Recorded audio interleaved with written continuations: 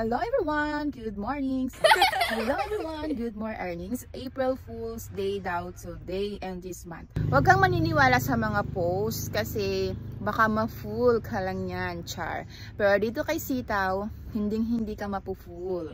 Dahil dito kay Sitaw, talagang totoong merong income. Yes! Ano nga ba yung Sitaw dropshipping? Dito, hindi mo kailangang magkaroon ng sariling product na need mong ibenta. Dito, hindi mo kailangang mag-market para magkaroon ng benta. Dito, hindi mo kailangang magsangkatutak na post para bumili yung mga tao dyan na walang pambili, charot. Para bumili yung mga tao sa yung binibenta. Kasi alam mo kung bakit? Si Sitaw nang bahala sa lahat-lahat. Siya na rin yung magpo-boost ng mga products na nasa iyong online store. Saka ka lang mamumuhunan kapag nagkaroon ka na ng maraming orders. Yes, dito sa katutak na orders talaga magkakaroon ka sa iyong online store. Kung ano lang din naman yung kaya mong puhunan, ang pwede mong ipuhunan. Char, ang gulo, ano ba?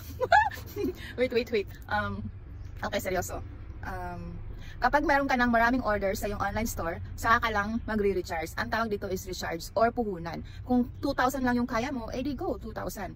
Basta lang pakatandaan mo na dito kay Sitaw, ang profit markup is 7% to 12%.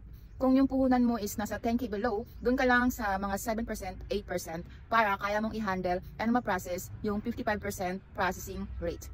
Pero kung malaki yung puhunan mo, risk taker ka, risk taker. Basta, kung gusto mong mag-Sitaw dropshipping and meron kang puhunan dyan at kaya mo ang 12% profit, well, for the go, Gorabel, start na. And kung mahilig kang mag-post, gusto mong mag-invite, well, dito, laway lang puhunan. Meron kang 3% affiliate profit. Kakaroon ka dito ng profit plus yung puhunan mo plus profit, mababalik sa'yo.